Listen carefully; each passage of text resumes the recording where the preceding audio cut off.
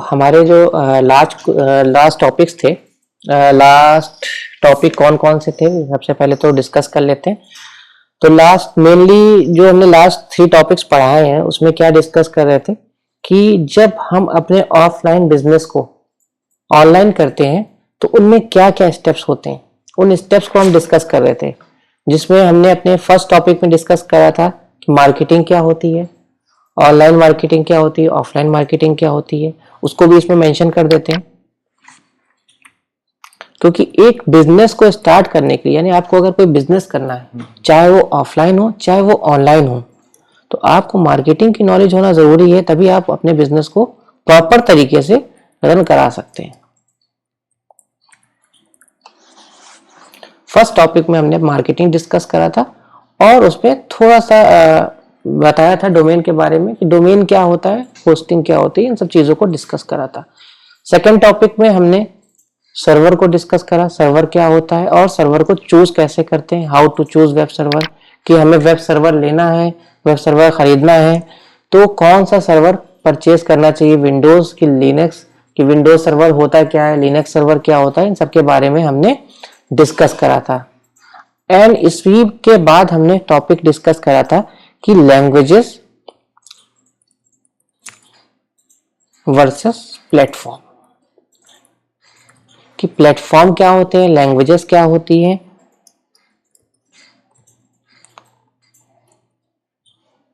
Custom framework क्या होते हैं,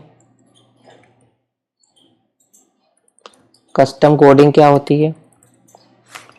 कस्टम कोडिंग के अलावा हमने क्या बताया था, फ्रेमवर्क के बारे में डिस्कस करा था, फ्रेमवर्क। इसके अलावा फ्रेमवर्क के अलावा जो लास्ट टॉपिक हमने डिस्कस करा था वो था हमारा रेंटल वेबसाइट। यानी आज के टाइम में रेंटल वेबसाइट भी आ गई जिसमें हम लोग अपनी वेबसाइट रेंट पे परचेज कर सकते हैं, जिसमें हमें मंथली पेमेंट करना रहता है और हमें वेबसाइट वहां पे जाके इजीली सिर्फ नेम और लोगो लगा के अपनी वेबसाइट को बना सकते हैं। ये कुछ इंपॉर्टेंट टॉपिक्स हमने पढ़ाए थे। इसके बाद जो आज हम टॉपिक डिस्कस करेंगे वो डिस्कस करेंगे हम वेबसाइट डिजाइनिंग। ठीक, तो यहाँ पे हमारे पास मल्टीपल ऑप्शंस रहते हैं। मल्टीपल ऑप्शंस यानी कि जो हमने अपने स्टेप बताए थे, क्या क्या स्टेप बताए थे कि एक बिजनेस को जब हमें ऑनलाइन करना है तो सबसे पहला काम क्या करते हैं हम अपना एक वेबसाइट का बिजनेस का नाम सोचते हैं और उसको बुक कर लेते हैं। उसका पूरा प्रोसेस बताया था। उसके बाद हम उसके लिए जगह ढूंढते हैं जहां पे हम उसको रखना है, यानी जिसको बोलते हैं सर्वर। उसके बाद सर्वर के बाद हमने बताया था कि हम वेबसाइट डिजाइन करते हैं, मल्टीपल चीजों में डिजाइनिंग कर सकते हैं, डेवलप करा सकते हैं, मल्टीपल कोडिंग्स होती है। तो आपकी जिस लेवल की वेबसाइट है, जैसा आपका बजट है, उस हिसाब से आप इनमें से किसी भी चीज में जा सकते हो। आपका अच्छा बजट है तो आप कस्टम कोडिंग में जा सकते हो, और अच्छा बजट है आप फ्रेमवर्क में जा सकते हो, कम बजट है तो आप प्लेटफॉर्म में जा सकते हो, उससे भी कम बजट है तो आप स्टैटिक सिंपल HTML वेबसाइट भी यूज कर सकते हो। ठीक है, HTML वेबसाइट के लिए अगर आपको समझना है तो एक अलग से टॉपिक बना देंगे HTML का, जिसमें आपको समझा देंगे कि HTML होता क्या है, HTML किस टाइप की लैंग्वेज है, वो सारा उसमें डिस्कस करेंगे। तो अब ये 2 वर्क हमारे हो गए हैं। हमने डोमेन ले लिया है, हमने होस्टिंग चूज कर ली है। अब हमको बनानी है वेबसाइट। वेबसाइट बनानी है चाहे वो किसी भी प्लेटफॉर्म में बने, लेकिन वेबसाइट के कुछ मल्टीपल स्टेप्स रहते हैं। स्टेप्स में हम आ जाते हैं। अब इन चीजों को, जो पहले की चीजें हो गई, इसको हम हटा देते हैं यहां से। अब हम डायरेक्ट आते हैं वेबसाइट डिजाइनिंग स्टेप में, कि हमारे वेबसाइट को डिजाइन करने के क्या क्या स्टेप्स होते हैं, किन किन स्टेप में हम अपनी वेबसाइट को डिजाइन करते हैं, जिसमें से हम आपको 2 स्टेप्स बता चुके हैं बिजनेस को ऑनलाइन करने के। डोमेन बुक कर लिया, सर्वर ले लिया, अब हम वेबसाइट डिजाइन के अंदर जाते हैं। वेबसाइट डिजाइन के अंदर जो सबसे इंपॉर्टेंट चीज होती है वो होती है लोगो। लोगो हमने अपने टॉपिक में डिस्कस भी करा था कि लोगो बहुत ही इंपॉर्टेंट चीज होती है, इमेज होती है, और लोगों को लेफ्ट पैटर्न में ज्यादा यूज करा जाता है, क्योंकि लेफ्ट साइड हम लोग बचपन से जो कॉपी किताबें पढ़ते हैं वो लेफ्ट टू राइट पढ़ते हैं। वो एक माइंड में व्यू बना रहता है कि लेफ्ट साइड नजर पहले जाती है, राइट साइड बाद में जाती है। तो लोगों को हमेशा लेफ्ट साइड यूज करते हैं। एग्जाम्पल तौर पे हम वेबसाइट दिखा देते हैं।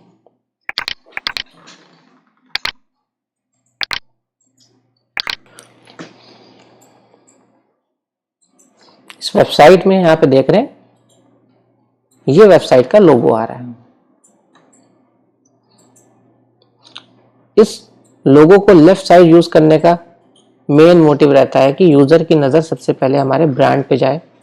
ये हमारे ब्रांड को डिस्क्राइब करता है। ह्यूमन बिहेवियर होता है कि सबसे ज्यादा वो इमेजेस पे नजर मारता है। इमेज पे पहले देखेगा, टेक्स्ट को बाद में पढ़ेगा, टेक्स्ट को जल्दबाजी में पढ़ जाएगा, इमेज को डिटेल में देखेगा। ठीक है, तो लोगो जो है बहुत इंपॉर्टेंट चीज होती है। तो फर्स्ट स्टेप जो होता है वेबसाइट डिजाइनिंग का, वो लोगो होता है। यानी लोगो को लिख देते हैं, लोगो हो गया स्टेप 1, हमारा लोगो डिजाइन हो गया। लोगो के बाद स्टेप 2 पे आ जाते हैं। स्टेप 2 होता है टेम्पलेट डिजाइनिंग। टेम्पलेट डिजाइनिंग क्या होती है? टेम्पलेट डिजाइनिंग मीन्स होता है कि ये जो हमारा वेबसाइट है, इसकी जो इमेज बनती है, डिजाइन बनती है, जिस टूल में बनाई जाती है, वो एक पहले इमेज रेडी करी जाती है। तो उस इमेज को हम क्या बोलते हैं? टेम्पलेट बोलते हैं। दिखा भी देते हैं कि जब इन टेम्पलेट हमारा डिजाइन होता है तो वो कैसा दिखता है। इसका एक स्क्रीनशॉट लेंगे और उसको दिखाएंगे हम कैसा दिखता है हमारा टेम्पलेट। अभी पूछ रहा है रिकॉर्डिंग करनी की कैप्चर करना है, तो हमें कैप्चर करना है, फुल पेज का करना है। तो फुल पेज पे हमने क्लिक कर दिया, ये हमारा कंप्लीट पेज का एक स्क्रीनशॉट आ गया। स्क्रीनशॉट सिर्फ हम एग्जांपल के लिए दे रहे हैं। ये इसको हम कर लेते हैं डाउनलोड। ये इमेज को हम ले आते हैं डेस्कटॉप के ऊपर।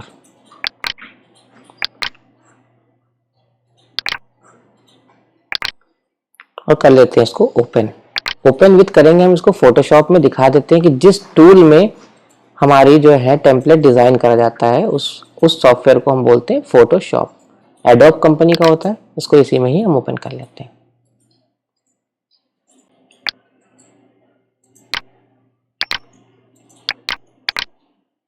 पहले तो इसको यूं ही इमेज को हम ओपन करके दिखा देते हैं।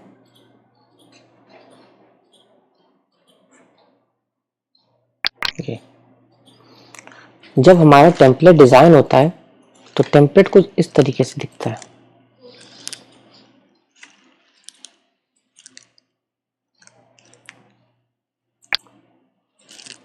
कुछ इस तरीके से दिखता है। ये सिर्फ एक इमेज है, कहीं कुछ क्लिक नहीं होता है। कहीं भी हम कुछ क्लिक करेंगे, कुछ भी क्लिक नहीं होगा। इस तरीके से ये किस सॉफ्टवेयर में बनाया जाता है?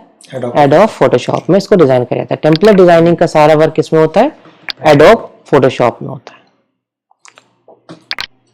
और लोगो डिजाइन का सारा वर्क किसमें रहता है? ग्राफिकल सॉफ्टवेयर में होता है, जिसको बोलते हैं, दो तरीके के सॉफ्टवेयर में लोगो को डिजाइन करा जाता है। हम यहाँ पे लिखे दे रहे हैं सॉफ्टवेयर यूज। इसमें लोगो डिजाइन में दो तरीके के सॉफ्टवेयर यूज होते हैं। एक होता है कोरल, जो ग्राफिकल सॉफ्टवेयर होता है, एंड सेकंड होता है एडोब। और लिख देते हैं बीच में कि दोनों में से किसी पे भी, और एडोबे इलस्ट्रेटर। इन दो पे हमारा जो लोगो डिजाइनिंग का काम है, ग्राफिकल जितना भी काम होता है, वो इस पे होता है। ग्राफिकल मीन्स कि जिसमें पिक्सेल्स जो है हमारे फटे ना, यानी कि लोगो को कितना भी बड़ा कर दो फटे ना। कितने भी बड़े वॉल के लिए हमको प्रिंट करना हो, वहां पे प्रिंट हो जाएगा। वेब के अलावा वॉल पे या कहीं बाहर होल्डिंग पे आपको लोगो लगाना है, तो इसलिए इसको हम ग्राफिकल सॉफ्टवेयर से डिजाइन करते हैं, ना कि सिर्फ और सिर्फ वेब सॉफ्टवेयर से। जो एडोब फोटोशॉप है वो हमारा वेब सॉफ्टवेयर है, जिसमें वेबसाइट से रिलेटेड चीजें हम डिजाइन कर सकते हैं। लेकिन जब ग्राफिक की बात आती है तो ग्राफिक का सारा वर्क किस पे रहता है? एडोब और कोरल को। और इस चीज की जो नॉलेज रखते हैं और जो वर्क करते हैं उनको बोलते हैं ग्राफिकल डिजाइनर। ये वर्क कौन करता है? Graphical designer. यानी कि अगर आपको लोगो डिजाइन करना है तो आपको किसे हायर करना पड़ेगा, आप लोगो डिजाइन करने के लिए आपको हायर करना पड़ेगा एक ग्राफिकल डिजाइनर को, या आप एक ग्राफिकल डिजाइनर बनना चाहते हो तो आपको लोगो डिजाइन करना आना चाहिए। लोगो के अलावा ग्राफिकल में और भी वर्क होता है, वो भी यहाँ पे मेंशन करे दे रहे हैं।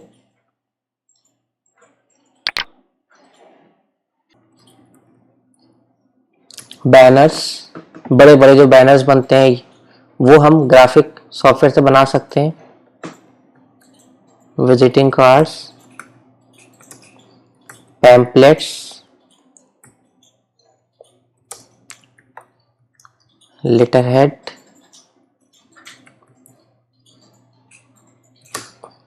आइडेंटिटी कार्ड,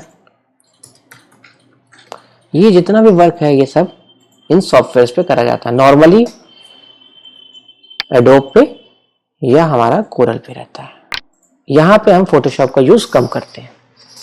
तो इन सब चीजों के लिए आप, या कार पे कुछ प्रिंट करवाना है, कप पे कुछ प्रिंट करवाना है, ये सब भी ग्राफिकल फोटोज होते हैं तो ज्यादा अच्छे प्रिंट होते हैं। टी शर्ट पे कुछ प्रिंट करना है तो यहाँ पे भी ग्राफिकल सॉफ्टवेयर का ज्यादा यूज होता है, न कि फोटोशॉप का, क्योंकि टी शर्ट किसी की बड़ी होगी छोटी होगी, वेब के जो पिक्सल्स हैं लिमिटेड रहते हैं। यहाँ पे पिक्सल्स हम कितने भी ज्यादा बढ़ा सकते हैं, कितने भी कम कर सकते हैं, वो हमारे ऊपर रहता है। कार पे आपको कोई डिजाइन प्रिंट करवानी है तो वो भी ग्राफिकल होगी, वो भी आपका एडोब इलस्ट्रेटर में या कोरल पे होगा, वहां पे भी काम सारा कोरल पे होगा। अब आ जाते हैं हम स्टेप 2 पे। स्टेप 2 में हम बता रहे थे टेम्पलेट डिजाइनिंग। तो टेम्पलेट डिजाइनिंग में क्या होता है कि टेम्पलेट जब डिजाइन करा जाता है तो किस सॉफ्टवेयर पे करा जाता है, इसको करा जाता है एडोब फोटोशॉप पे।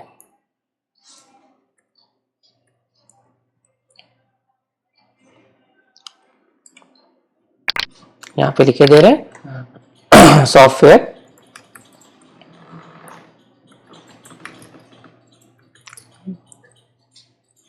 यूज, और जो ये वर्क करते हैं उसको बोलते हैं वेब डिजाइनर।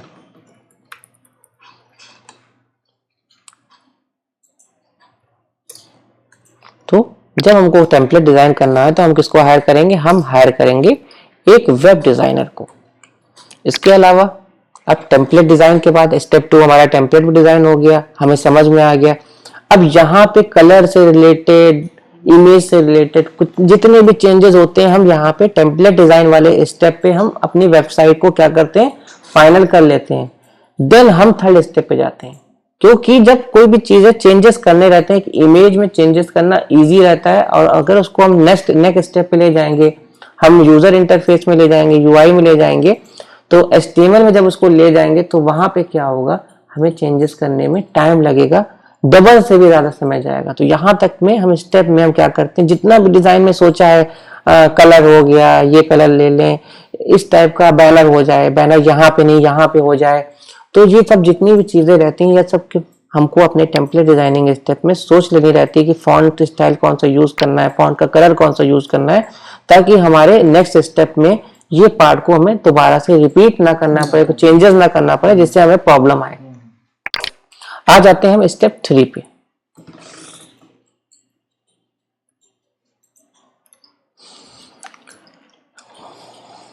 स्टेप 3 होता है HTML, CSS, jQuery।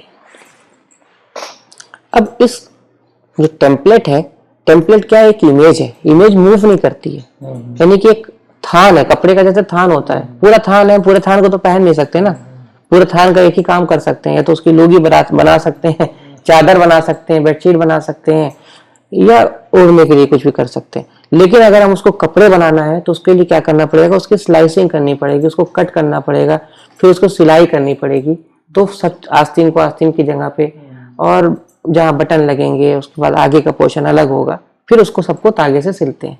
तो वैसे ही यहाँ पे भी हम क्या करते हैं कि टेम्पलेट जो डिजाइन है वो हमारी एक इमेज है, उस इमेज की क्या होती है, स्लाइसिंग होती है। स्लाइसिंग मीन्स क्या होता है, स्लाइसिंग में हम क्या करते हैं, कोई ओपन इमेज है टेम्पलेट की तो हम उसी में दिखाई दे रहे हैं।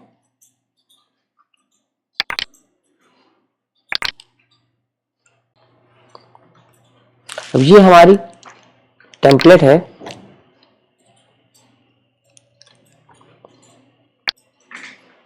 इसमें क्या करेंगे, लोगो अलग स्लाइस करके कर लेंगे, इसके बैकग्राउंड अलग कर लेंगे, फुटर के बैकग्राउंड को अलग कर लेंगे, जितनी इमेजेस है छोटी छोटी ये सब अलग स्लाइस करके अलग अलग कर लेंगे, फोल्डर्स बना, एक इमेज फोल्डर बना के सारी स्लाइसिंग को अलग अलग जगह पे अलग कर लेते हैं। ठीक है, तो इसको बोलते हैं स्लाइसिंग, यानी काट के स्लाइसिंग टूल से सब चीजों को अलग करना, इसको बोलते हैं स्लाइसिंग।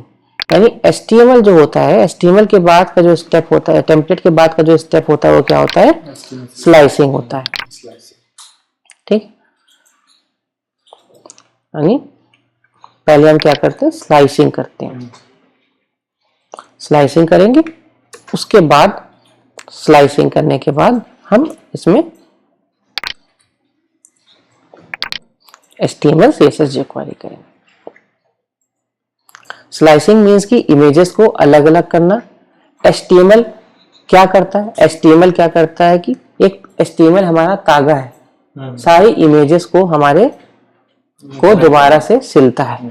HTML क्या है, तागा है, यानी हमने कपड़े को काट लिया, आस्तीन अलग कर ली, पैंट में मोरियां अलग कर ली, सब कुछ अलग अलग कर लिया, अब मशीन से हम उसको सिल रहे हैं। HTML हमारा तागा है, एक यूजर इंटरफेस लैंग्वेज है जो कि सिर्फ डिस्प्ले करने में यूज करी जाती है। CSS क्या होता है, CSS मीन्स की कलर, यानी कि हमें जो भी चीजें इसमें लगा रहे हैं उसमें किस चीज को क्या कलर देना है, क्या स्टाइल देना है, वो सब कौन मैनेज करता है, वो करता है CSS मैनेज करता है। jQuery मीन्स कि कहाँ पे क्लिक करने पे क्या चीज मूव करेगी, वो सब मैनेज करता है jQuery। jQuery में कॉन्सेप्ट्स होते हैं, लॉजिक यूज होते हैं, क्या चीज ड्रॉप डाउन, इस पे क्लिक करें तो ड्रॉप डाउन गिरे, इस पे क्लिक करें तो टैब चेंज हो जाए, ये सब सारे लॉजिक जो मेंटेन कर रहा है वो कौन कर रहा है, jQuery कर रहा है। तो ये तीनों को मिलके हमारा एक HTML पूरे तरीके से रेडी हो जाता है। तो यहां तक के जो हमारे स्टेप्स रहते हैं वो क्या रहते हैं, कॉमन रहते हैं, चाहे हमारी जो वेबसाइट है PHP लैंग्वेज पे बने, चाहे हमारी वेबसाइट ASP पे बने, चाहे हमारी वेबसाइट किसी भी प्लेटफॉर्म पे बने, सबका जो HTML वाला स्टेप रहता है वो क्या रहता है, HTML होना ही होना रहता है। ठीक है, उसका HTML सबका होना ही होना रहता है। तो ये 3 स्टेप्स होते हैं। इसके बाद अब यहाँ पे जो 4th स्टेप होता है, यहाँ पे हमें डिसीजन लेना रहता है कि हमको जो लैंग्वेज है वो किस में बनानी है, किस वेबसाइट पे जाना है। डिसाइडिंग ऑफ प्रोग्रामिंग लैंग्वेज, जो स्टेप 4 होता है। हम यहाँ पे अगर हमको PHP पे जाना है तो हम PHP पे जा सकते हैं, अगर हमको ASP पे जाना है तो हम ASP पे जा सकते हैं, अगर हमको यहाँ पे जावा की वेबसाइट बनानी है तो हम जावा पे जा सकते हैं। तो वो हमारे पे डिपेंड करता है कि हमें इस वेबसाइट को किस में लेके जाना है। हम प्लेटफॉर्म में ले जाना चाहते हैं, हम सब कुछ बता चुके हैं, प्लेटफॉर्म अपने लास्ट टॉपिक में ऑलरेडी डिस्कस कर चुके हैं। तो अगर प्लेटफॉर्म के बारे में या लैंग्वेजेस के बारे में या कुछ क्लियर ना हो, कस्टम वेबसाइट क्या होती हैं, तो इससे पहले वाला जो हमारा टॉपिक्स है वो देख लेना एक बार। तो यहाँ पे हम प्लेटफॉर्म में जा सकते हैं, जैसे हम हमारी वेबसाइट CMS है तो हम कौन कौन से प्लेटफॉर्म में जा सकते हैं, हम यहाँ पे वर्डप्रेस में जा सकते हैं, जूमला में जा सकते हैं, और भी प्लेटफॉर्म है, द्रुपल में जा सकते हैं। सब क्या है, CMS है, कंटेंट मैनेजमेंट सिस्टम है। यहाँ तक के स्टेप्स कॉमन है। लेकिन अगर हमने यहाँ पे रेंटल वेबसाइट करनी होती, रेंटल वेबसाइट पे जाना रहता, तो यहाँ पे हमें ये जो स्टेप 2 से लेके 3 तक जो हमने फॉलो करे सब कुछ नहीं करना पड़ता। हमको डायरेक्ट लोगो डिजाइन के बाद स्टेप 1 के बाद हमको किस में जाना रहता, डायरेक्ट रेंटल वेबसाइट पे हमें कांटेक्ट करना रहता है। हम शॉपिफाई पे जाते हैं, हम अपना जो भी प्लान है वो परचेज करके हम वहीं से अपना स्टेप फॉलो कर लेते हैं। लेकिन अगर हमको रेंटल के अलावा किसी भी प्लेटफॉर्म पे जाना है या कस्टम में जाना है, किसी में भी जाना है, तो हमें 3 स्टेप तक आना ही आना है। ठीक, और 4th स्टेप में हम डिसाइड करेंगे कि हमें किस चीज में जाना है। सपोज हमारी वेबसाइट यहाँ पे वर्डप्रेस पे बन गई या PHP पे, जिस पे बन गया, हमने वर्डप्रेस चूज करा और हमने वर्डप्रेस पे अपनी वेबसाइट को बना दिया। तो ये इतने स्टेप पे हमारा एक ऑन वेबसाइट का जो बिजनेस है ऑफलाइन से हम ऑनलाइन कर सकते हैं। ये तो हो गए वेबसाइट डिजाइनिंग के स्टेप्स। क्या हो गए? वेबसाइट डिजाइनिंग के स्टेप्स। अब इसके अलावा कुछ इसमें और भी पॉइंट्स रहते हैं जो बहुत से लोगों को प्रॉब्लम आती है कि भाई वेबसाइट डिजाइनिंग तो हमने कर ली, वेबसाइट डिजाइनिंग हो गया, लेकिन वेबसाइट में जो कंटेंट यूज होता है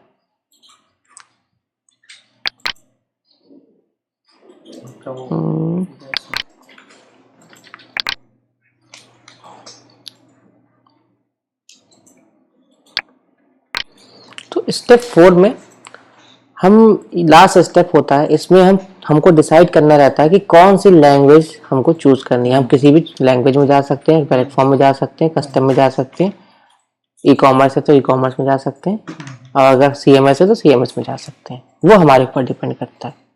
लेकिन इन स्टेप्स में अभी भी आपको कुछ चीजें ऐसी हैं जो कि आपके लिए जरूरी होती हैं और आपको नहीं पता होता है कि हम ये कैसे करेंगे। और उसमें क्या होता है, उसमें सबसे इंपॉर्टेंट चीज जो होती है वेबसाइट में वो होता है हमारा web content. Web content normally आप किसी कंपनी से वेबसाइट बना रहे हो, आपने वेबसाइट बनवाई, डिजाइन करवाई, तो उस कंपनी ने हो सकता हो कहीं से कॉपी करके कंटेंट आपको दे दिया। आपने कंटेंट वहां से जहां जहां अबाउट में लगा दिया, इधर उधर लगा दिया और आपको कंटेंट को कॉपी करके दे दिया।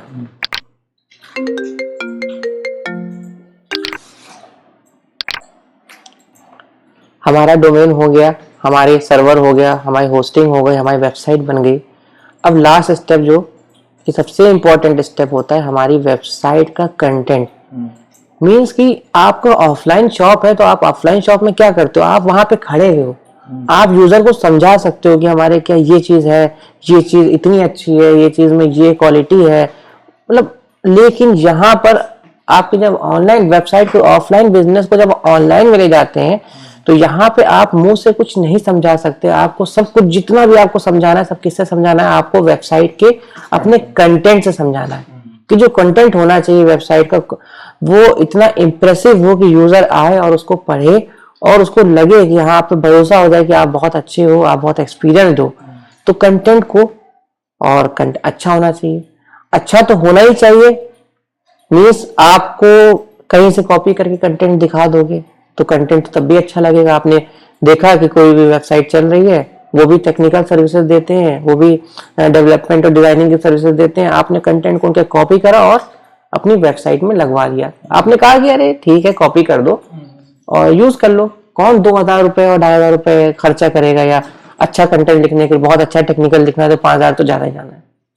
तो 5000 कौन इन्वेस्ट करेगा? भाई आप कॉपी कर लो, यहां से यूज कर लो, थोड़ा वहां से यूज कर लो। लेकिन अगर आपको इस वेबसाइट का सर्च इंजन ऑप्टिमाइजेशन कराना है, SEO कराना है या डिजिटल मार्केटिंग करवानी है, जाहिर सी बात है आपने वेबसाइट बनाई है तो उसका प्रमोशन भी करवाना होगा। प्रमोशन अगर आपको करवाना है अच्छे लेवल पे, आपको गूगल में रैंकिंग चाहिए है, तो आप ये नोट कर लीजिए कि गूगल में बहुत ही ज्यादा स्ट्रिक्ट गाइडलाइंस है कि हम किसी भी वेबसाइट के डुप्लीकेट कंटेंट को अपनी वेबसाइट में नहीं यूज कर सकते। अगर हम उसको यूज कर रहे हैं तो हमारी वेबसाइट को पेनाल्टी लगेगी डुप्लीकेसी की और हमारी वेबसाइट गूगल में कभी रैंक नहीं कर पाएगी। तो ये चीज आप हमेशा याद रखिएगा। तो हमेशा अपने कंटेंट को अच्छे टेक्निकल राइटर से लिखवाइएगा और उसके बाद अपनी वेबसाइट में यूज करिएगा। तब तक के लिए आप अपनी वेबसाइट को रोबोट से हाइड करके रखिए कि आपकी वेबसाइट जब तक बन रही है, ये नहीं कि आपकी वेबसाइट बन रही है और बनते बनते लाइव हो गई। जब तक आपकी वेबसाइट इनकम्प्लीट है, आपको गूगल को या किसी भी सर्च इंजन रोबोट को नहीं दिखाना है, उसको पूरे तरीके से लाइव नहीं करना है। उसमें अंडर कंस्ट्रक्शन या नो इंडेक्स टैग का यूज करते हुए उसको बनाना है। नो इंडेक्स टैग यूज करते हुए अगर आप इसको बनाओगे तो आपकी वेबसाइट को रोबोट रीड नहीं कर पाएंगे। तो इन चीजों का हमें ध्यान रखना है। तो जो लास्ट स्टेप है वो क्या है? स्टेप 5 हमारा कंटेंट।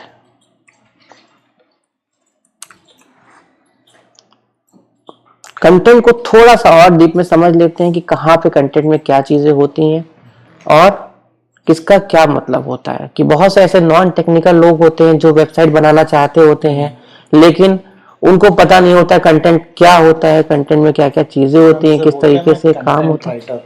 या पहली चीज तो जो कंटेंट लिखते हैं उनको बोलते हैं टेक्निकल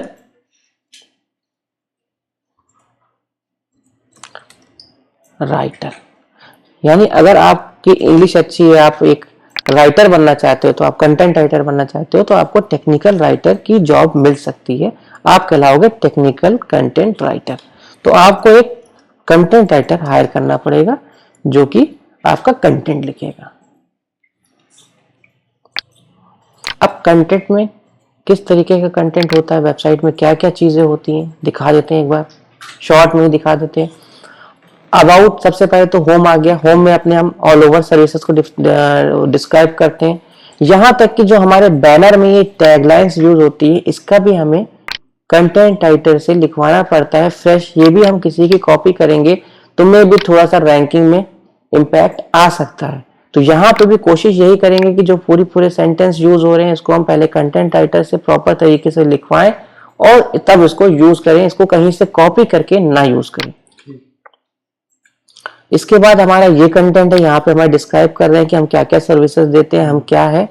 इसको बोलते हैं होम पेज कंटेंट, यानी हम अपने होम पेज में जो कंटेंट डालेंगे। और कुछ शॉर्ट सर्विसेज का कंटेंट है, ये भी आपको लग रहा होगा शॉर्ट है, कहीं से कॉपी करके डाल लो, इतने में क्या नुकसान होगा। ये आपका पूरा एक पैराग्राफ है। अगर आप इस पैराग्राफ को कहीं से कॉपी करके यहाँ यूज करेंगे तो एक पैराग्राफ का भी आपको नुकसान हो सकता है। मे भी आपके डुप्लीकेसी की पेनल्टी लग जाए, मे भी आपकी वेबसाइट रैंक ना करे। तो इस तरीके की प्रॉब्लम्स आ सकती हैं। तो हमेशा अपने कंटेंट को एक अच्छे टेक्निकल राइटर से लिखवाएं, उसके बाद वेबसाइट में डालें। अब क्वेश्चन ये आता है कि क्या जब हम कंटेंट लिखवाएंगे, लिखवाने के बाद हमें कैसे पता चलेगा कि ये कंटेंट फ्रेश है, अच्छा है, क्या कंटेंट राइटर ने हमको कॉपी करके तो नहीं दिया है। तो यस, आप इसके लिए एक टूल का यूज कर सकते हैं। हम यहाँ पे मेंशन कर दे रहे हैं इस टूल का नाम, कि उस टूल से आप कंटेंट की यूनिकनेस को चेक कर सकते हैं, जिस टूल का नाम है स्मॉल एसईओ टूल। और इस टूल के अंडर में आपको टूल को चेक, किस टूल में चेक करना है, प्लगरिज्म चेकर। ये टूल आपका कंटेंट जब लिख के आए, आपके पास आए वेबसाइट में डालने से पहले, आप इस टूल में चेक कर सकते हो कि आपका कंटेंट कितने % यूनिक है। उसके बाद उसको आप अपने वेबसाइट में यूज करिए। तो इस टूल को हम दिखा भी देते हैं ओपन करके। यहीं पे टूल को खोल लेते हैं, प्लगरिज्म चेकर। ये पेड होता होगा? नहीं, फ्री टूल है ये। अच्छा। इस टूल को हमने यहाँ पे ओपन कर लिया और ओपन करने के बाद हम एग्जाम्पल तौर पे यहीं से कुछ कंटेंट को हम कॉपी कर लेते हैं और इसमें डाल देते हैं, क्योंकि ये कंटेंट यूज हो रहा है वेबसाइट में।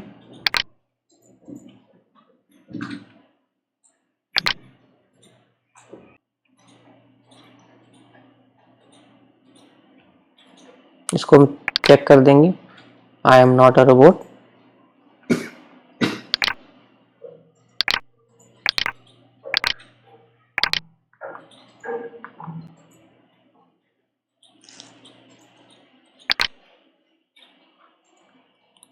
क्लिक करेंगे चेक प्लगरिज्म। जैसे ही हम इस पर क्लिक करेंगे तो ये टूल हमारा लोडिंग होगी और उसके बाद हमको बता देगा कि हमारा कितने % कंटेंट डुप्लीकेट है, प्लगरिज्म है, और कितने % यूनिक है। क्योंकि हमने ये पूरा कंटेंट एक वेबसाइट से कॉपी करा है, तो ये 99% ये डुप्लीकेट बताएगा कि हमारा ये कंटेंट डुप्लीकेट है, प्लगरिज्म है। डुप्लीकेट इस लैंग्वेज में ये बोलेगा प्लगरिज्म है। अच्छा, डुप्लीकेट उसमें, प्लगरिज्म मतलब डुप्लीकेट है। अच्छा।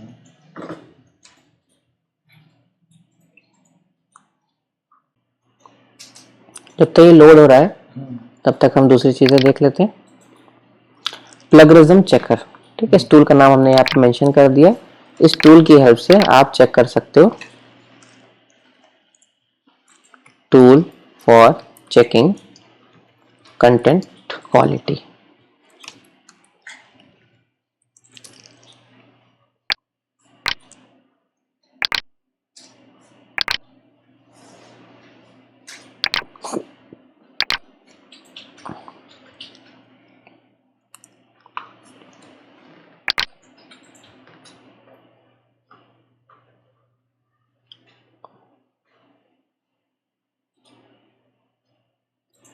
50% डुप्लीकेट है, 50% यूनिक है। दिखाएगा, इतना पहुंच रहा है, अभी दिखाएगा। अब इसमें क्या क्या चीजें डुप्लीकेट है और कहाँ कहाँ डुप्लीकेट हो रही है, ये 100%। ठीक है, तो यहाँ पे ये रिजल्ट आ गया हमारा, यानी कि 100% ये हमारा कंटेंट डुप्लीकेट है। उस टाइम ये पूरा लोड नहीं हुआ था, तो ये नहीं, पूरा कंटेंट हमारा ये डुप्लीकेट है। पूरा लैंडमार्क आ रहा है, किस वेबसाइट से डुप्लीकेट हो रहा है बाकायदा उसका मैं नाम भी लिख के आ रहा है यहाँ पे। 100% इन साइट से, इन पेजेस से मैच कर रहा है कंटेंट। तो इस टूल से आप चेक कर सकते हो कि आपके जो कंटेंट राइटर ने आपको कंटेंट दिया है उसमें दूध तो पानी तो नहीं मिलाया दूध में, यानी कंटेंट को मिक्स तो नहीं कराया। तो ये आप चेक कर सकते हो इस टूल से। तो आपको कोई भी फूल नहीं बना सकता कि आपने जो कंटेंट लिखवाया है, जिसको आप पे कर रहे हो 5000 रुपीज की, वो क्वालिटी वाला। पढ़ने से देखिए आपको क्वालिटी समझ में आ जाएगी, और चेक करने से आपको यूनिकनेस समझ में आ जाएगी कि वो कितने % यूनिक है। अब इसको डिस्कस कर लेते हैं थोड़ी चीजें कि कंटेंट में हम क्या क्या चीजें कहाँ कहाँ पे। अबाउट में, अबाउट अस पेज में, यानी कि हमारी वेबसाइट, हमारे जो भी ओनर है उसके बारे में, कंपनी के बारे में, कंपनी कितनी पुरानी है, कितने साल से बिजनेस दे रही है, अपने बारे में कितना, ये सब चीजें अबाउट में यूज होती हैं। सर्विसेज, यहाँ पे सर्विसेज में सारी सर्विसेज आ जाती हैं। कॉन्टेक्ट अस में कंपनी, जो भी कंपनी होती है, जो भी ऑनलाइन बिजनेस होता है, वो अपनी लोकेशन और एक फॉर्म जहां से फिल करके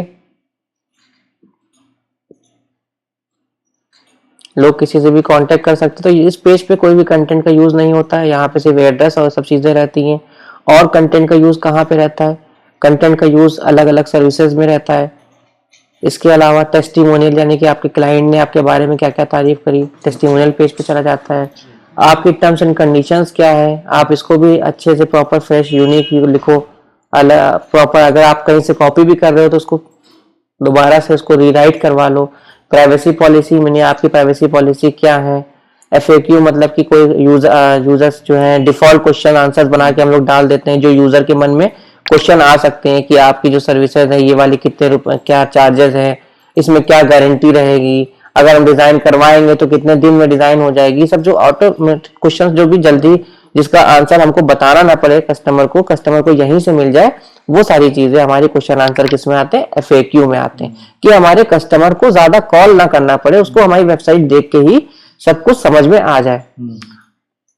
उसके अलावा हमारा ये करियर हो गया। करियर में क्या होता है, करियर पेज में कि किसी को अगर हमारी कंपनी में जॉब के लिए अप्लाई करना है तो करियर पेज पे जाके हमारे लिए जॉब के लिए हमसे कांटेक्ट कर सकता है, अपनी CV वगैरह इसमें नहीं होता है, अपलोड कर सकता है। इसमें ये प्लगइन्स नहीं हो, मतलब इसमें कोई भी कंटेंट, इसमें कंटेंट का कहीं यूज नहीं रहता। इसमें सिर्फ एक फॉर्म रहता है, या हमारी एक ईमेल आईडी होगी जिसपे हमारे जो एम्प्लॉयज हैं वो हमारे अपना CV भेज सकते हैं, यहाँ से चूज करके। जैसे इसमें फॉर्म बना हुआ है तो सिंपल अपलोड कर सकते हैं CV अपना और सेंड कर सकते हैं। ब्लॉग, ब्लॉग नॉर्मली किस लिए होता है, ब्लॉग इंफॉर्मेशन शेयर करने के लिए रहता है। यानी कि हम SEO की सर्विसेज दे रहे हैं तो SEO होता क्या है, व्हाट इज SEO, वो बता सकते हैं ब्लॉग के जरिए। डिजाइनिंग की सर्विसेज दे रहे हैं तो डिजाइनिंग होती क्या है, जैसे अभी हम आप लोग को समझा रहे हैं कि डिजाइनिंग के क्या स्टेप्स रहते हैं, तो इन चीजों को हम ब्लॉग में डाल सकते हैं। और जो सर्विसेज देते हैं वो हम अपनी वेबसाइट में डालते हैं। तो ब्लॉग में भी जो कंटेंट, ब्लॉग का कंटेंट बहुत ही ज्यादा इंपॉर्टेंट रखता है गूगल के लिए। तो बिल्कुल, तो ब्लॉग में जो कंटेंट डालते हैं उसमें भी आप आर्टिकल, जितने भी आर्टिकल्स आप डालेंगे ब्लॉग के अंदर, वो बिल्कुल यूनिक होने चाहिए, 100% फ्रेश होने चाहिए। क्योंकि ब्लॉग क्या करता है कि आपकी वेबसाइट को आगे बढ़ाने में हेल्प करता है। आपकी वेबसाइट में क्या होता है, लिमिटेड पेजेस होते हैं, लेकिन ब्लॉग में क्या रहता है कि हम अनलिमिटेड पेजेस डाल सकते हैं अलग अलग टॉपिक्स के। तो आप अगर अच्छे ब्लॉग पोस्ट करेंगे तो आपके ब्लॉग्स कहीं अच्छी जगह पर रैंक कर रहे होंगे, और ब्लॉग रैंक कर रहे होंगे तो कहीं ना कहीं उसमें आपकी वेबसाइट का प्रमोशन भी हो रहा होगा, तो जिससे लोग आपसे ज्यादा कांटेक्ट करेंगे, जुड़ेंगे। और ब्लॉग क्या करता है, गूगल में भी आपके जो डोमेन अथॉरिटी बढ़ाने में काफी ज्यादा हेल्प करता है। तो इसके कंटेंट को भी काफी ज्यादा अच्छा और यूनिक होना चाहिए। तो ये नहीं है तो ब्लॉग है, इसमें कुछ भी कॉपी करके कहीं से भी डाल दो, ऐसा नहीं है। अच्छी इमेजेस, अच्छी कंटेंट, कंटेंट का बहुत ही ज्यादा इंपॉर्टेंट रोल रहता है ऑनलाइन बिजनेस में।